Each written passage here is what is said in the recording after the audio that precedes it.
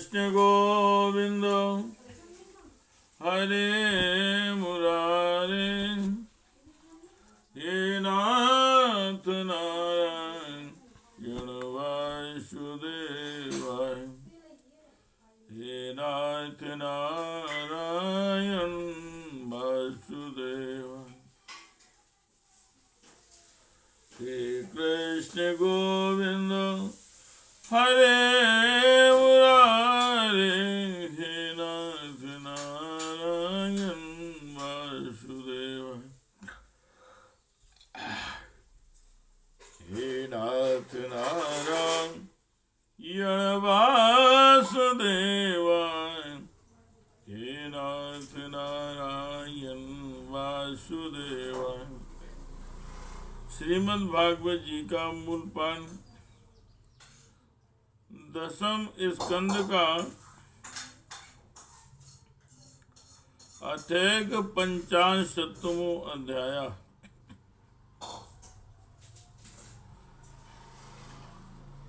काल यवन का भस्म होना। मुचकुंद जी की कथा। ओम श्री शुकवार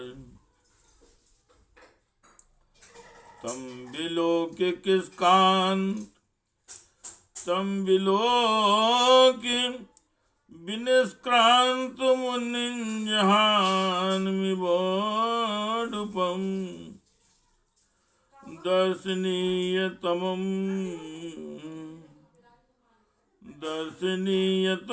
श्यामं पीतिकौशेयवांशुं श्रीवत्सवक्षसं व्राजत्कौस्तुभामुक्तं कन्धरं श्रीवत्सवक्षसं व्राजन्कौस्तुभामुक्तकन्धरम् प्रतुदीर्घचतुर्बाहुं नौकञ्जारुणेक्षुणम् नित्यप्रमुदितं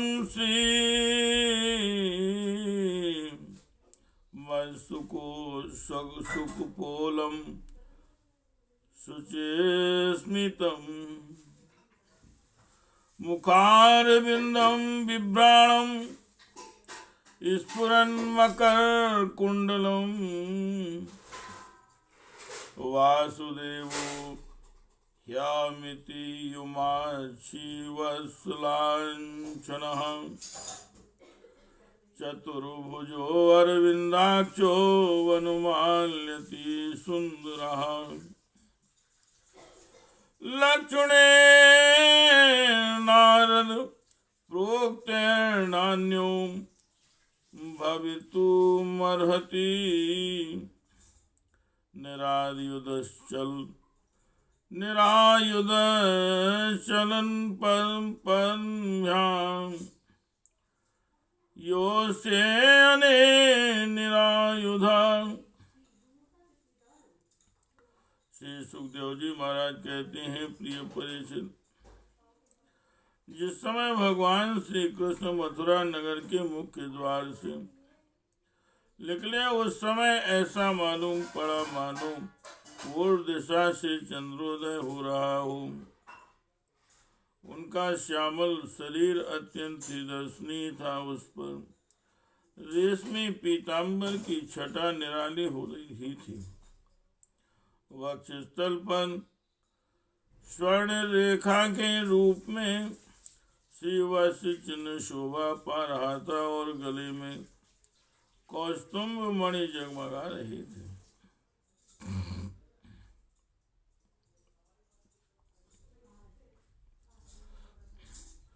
चार भुजाएं थीं और लंबी लंबी और कुछ मोटे मोटे थीं। हाल के खिले हुए कमल के समान कोमल और रत्नारे नेत्र थे। मुख कमल पर राशि राशि आनंद खेल रहा था। कपोलों की छटा निराली ही थी मंद मंद मुस्कान देखने वालों का मन चुराए लेती थी। कानों में मकराकृत कुंडल झिलमिल झिलमिल झलक रहे थे। उन्हें देखकर काल यवन ने निश्चय किया कि यही पुरुष वासुदेव है, क्योंकि नारद जी ने जो जो लक्षण बतलाए थे, वक्ष स्थल पर श्री वत्स का चिन्ह, 4 भुजाएं, कमल के से नेत्र, गले में वनमाला और सुंदरता की सीमा, वे सब इनमें मिल रहे थे। इसलिए यह कोई दूसरा नहीं हो सकता। इस समय यह बिना किसी अस्त्र शस्त्र के पैदल ही इस ओर चला आ रहा है, इसलिए मैं ही इसके साथ बिना अस्त्र शस्त्र के ही लड़ूंगा। हे कृष्ण गोविंद हरे मुरारे, हे नाथ नारायण वासुदेवाय, हे नाथ नारायण वासुदेवाय, हे नाथ नारायण वासुदेवाय। इति निश्चित्य यवना प्राद्रवन्तो पारं मुखम् अनबधान् वञ्जीगृच्छुस्तं दुरापमपि योगिनां, हस्तप्राप्तमिवात्मानं हरिणा सा पदे पदे, नीतो दर्श्यता दूरं यवनेशो अद्रिकन्दरं, पलायनं यदुकुले जातस्य तो नोचितम्। इति क्षिपन्ननो इति क्षिपन्नो गतो नैनं प्रपाहिता शुभा, एवं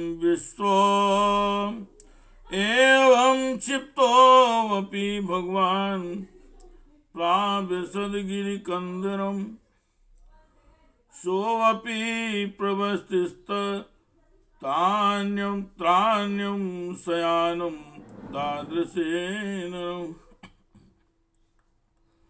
नन्वसो दूरमानीयसेते मामि साधु इति मत्वाच्युतं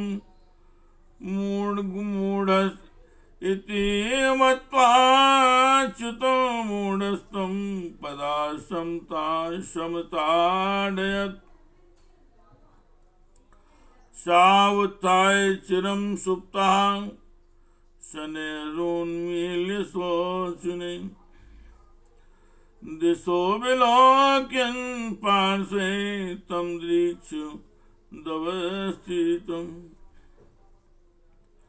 ऐसा निश्चय करके जब काल यवन भगवान श्री कृष्ण की ओर दौड़ा, तब वे दूसरी ओर मुंह करके रणभूमि से भाग चले और उन योगी दुर्लभ प्रभु को पकड़ने के लिए काल यवन उनके पीछे पीछे दौड़ने लगा। रण छोड़ भगवान लीला करते हुए भाग रहे थे। काल यवन पग पग पर सही समझता था कि अब पकड़ा तब पकड़ा। इस प्रकार भगवान उसे बहुत दूर तक पहाड़ी की गुफा में ले गए। काल यवन पीछे से बार बार आक्षेप करता कि अरे भाई, तुम परम यशस्वी यदुवंश में पैदा हुए हो, तुम्हारा इस प्रकार युद्ध छोड़कर भागना उचित नहीं, परंतु अभी उसके अशुभ निःशेष नहीं हुए थे, इसलिए वह भगवान को पाने में समर्थ नहीं हो सका। उसके आक्षेप करते रहने पर भी भगवान उस पर्वत की गुफा में घुस गए। उनके पीछे काल यवन भी घुसा। वहां उसने एक दूसरे ही मनुष्य को सोते हुए देखा। उसे देखकर काल यवन ने सोचा, देखो तो सही, यह मुझे इस प्रकार इतनी दूर ले आया और अब इस तरह मानो इसे कुछ पता ही नहीं हो। साधु बाबा बनकर सो रहा है। अब सोचकर उस मूढ़ ने इसे कसकर एक लात मारी। वह पुरुष वहां बहुत दिनों से सोया हुआ था। पैर की ठोकर लगने से वह उठ खड़ा और धीरे धीरे उसने अपनी आंखें खोली।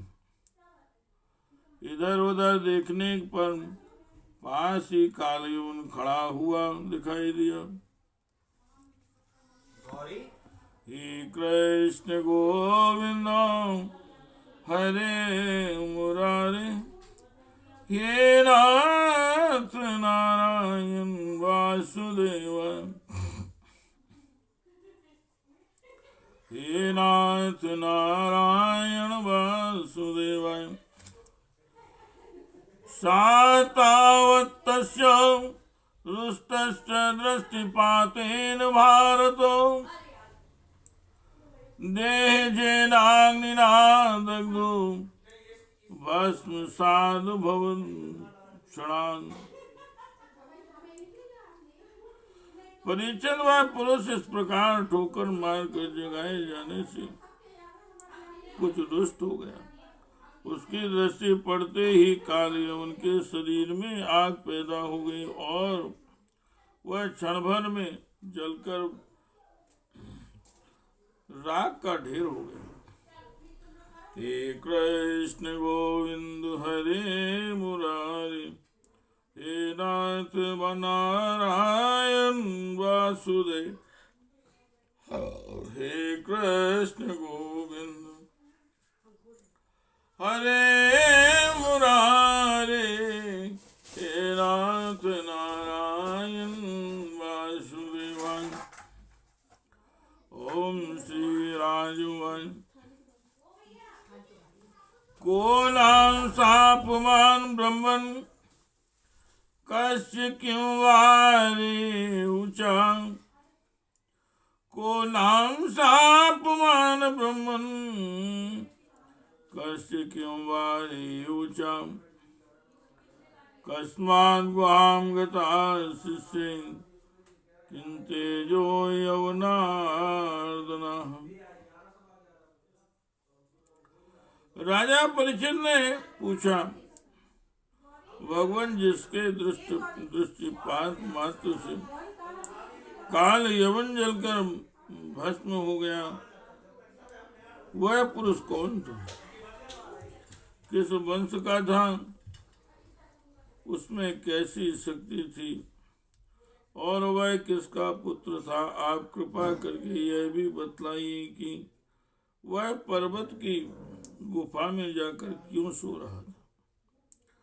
हे कृष्ण गोविंद हरे मुरारे, हे नाथ नारायण वासुदेवाय, हे नाथ नारायण वासुदेवाय।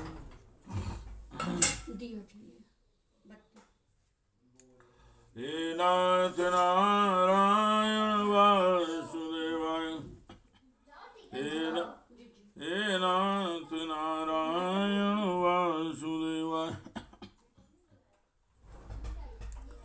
ओम श्री शुकवान। सायक्ष्वाकुकुले जातो मान्धान त्रातनयो महान, मुचुकुंद इति ख्यातो ब्रह्मण्याः सत्य संग्रह।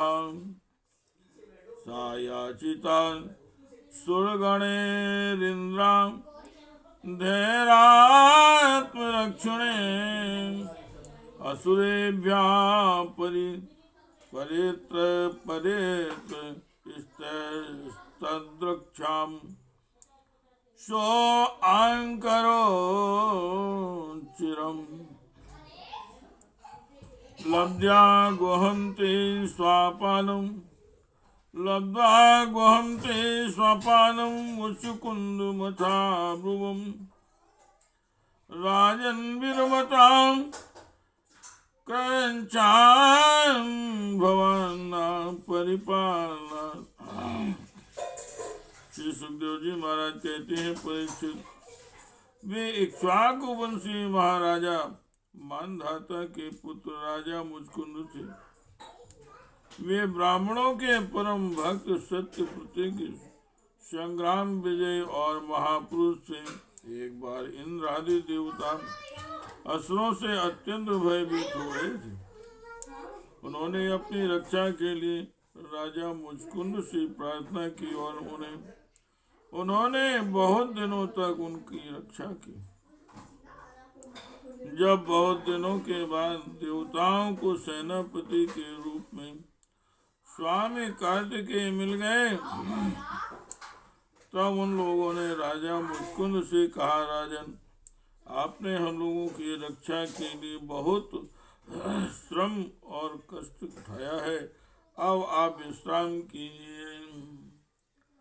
हे कृष्ण गोविंद हरे मुरारे, हे नाथ नारायण वासुदेव, हे नाथ नारायण वासुदेव, हे नाथ नारायण वासुदेव।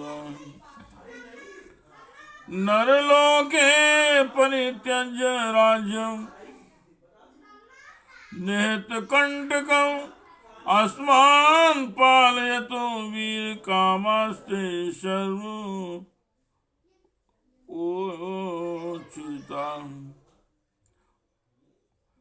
अस्मान् पालयतो वीरकामास्ते सर्वोचिताम्। सुतामहेश्यो भवतो ज्ञातियो अमात्य मंत्रिणाम् प्रजासतुल्यकालीया नाधुना सन्ति कालिताः। कालो बलीयान् वलीनां भगवानीश्वरो अव्ययाम्।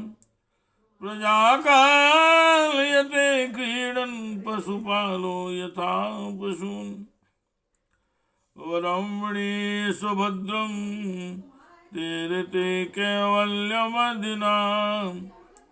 एकेवेश्वरस्तस्य भगवान् विष्णुरव्यया। एक एवेश्वरस्तस्य भगवान् विष्णुर्व्यया। एवं मुक्ता सावे देवान् विवन्द्य महायशान्। आश्रयस्ते गुहाविष्टो निद्रया देवदत्तयाम्। स्वापमं यातं यस्तु मध्ये बोधयेत् त्वां चेतनाम्। सा त्वया दृष्टमात्रस्तो भस्मीभवतु तत्क्षणात्। यवने भस्म सन्नीते भगवान् सात्वतर्षभान्। आत्मानं दर्शयामास मुचकुन्दाय विधिमते। वीर शिरोमणे, आपने हमारी रक्षा के लिए मनुष्य लोक का अपना अकंटक राज्य छोड़ दिया और जीवन की अभिलाषाएं तथा भोगों का भी परित्याग कर दिया। अब आपके पुत्र, रानियां, बंधु बांधव और अमात्य मंत्री तथा आपके समय की प्रजा में से कोई नहीं रहा। सबके सब काल के गाल में चले गए हैं। काल समस्त काल बलवानों से भी बलवान है। वह स्वयं परम समर्थ, अविनाशी और भगवत स्वरूप है। जैसे ग्वाले पशुओं को अपने बस में रखते हैं, वैसे ही वह खेल खेल में सारी प्रजा को अपने अधीन रखता है। राजन, आपका कल्याण हो। आपकी जो इच्छा हो हमसे मांग लीजिए।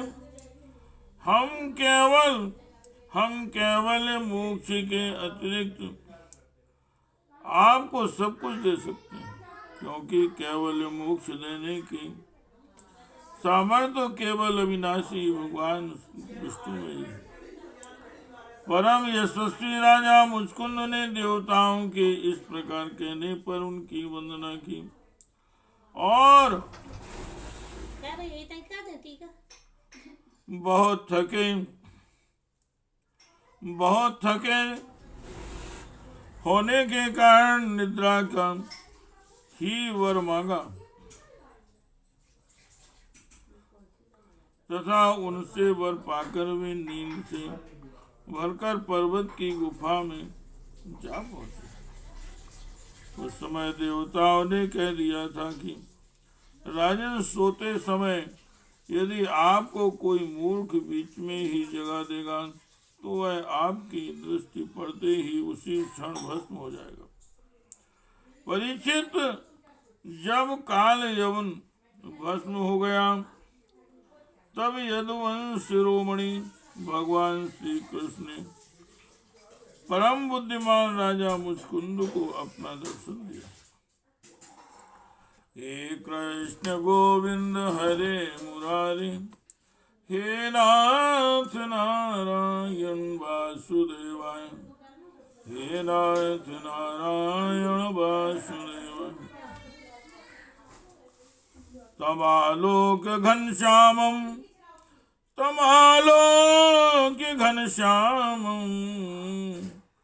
पीतकौसेवाशं श्रीवत्सवक्षुषं भाजकौस्तुभेन विराजितं चतुर्भुजं रोचमानं वैजयन्त्या चामल्या चारु प्रसन्न बदनम स्फुरन्मकरकुण्डलम् प्रेक्षणीयं लोकस्य शानुरागस्मितेक्षणम् अपि च वश्यो वयसो मत्रमृगेन्दो दारिविक्रमम्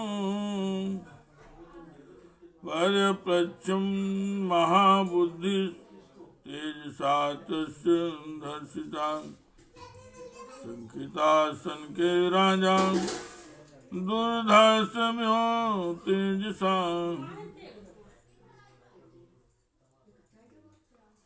भगवान श्री कृष्ण का श्री विग्रह वर्षाकालीन मेघ के समान सांवला था। रेशमी पीताम्बर धारण किए हुए थे। वक्ष स्थल पर श्री वस्त्र और गले में कौस्तुभ मणि अपनी दिव्य ज्योति बिखरे हुए। चार भुजाएं थी, वैजयंती माला अलग थी, घुटनों तक लटकी रही थी। मुख कमल अत्यंत सुंदर और प्रसन्नता से खिला हुआ था। कानों में मकराकृत कुंडल जगमगा रहे थे। होठों पर प्रेम भरी मुस्कुराहट थी और नेत्रों की चितवन अनुराग की वर्षा कर रही।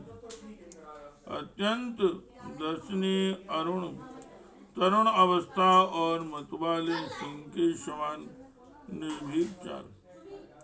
राजा मुचकुंद यद्यपि बड़े बुद्धिमान और धीर पुरुष थे, फिर भी भगवान की यह दिव्य ज्योतिर्मयी मूर्ति देखकर कुछ चकित हो गए।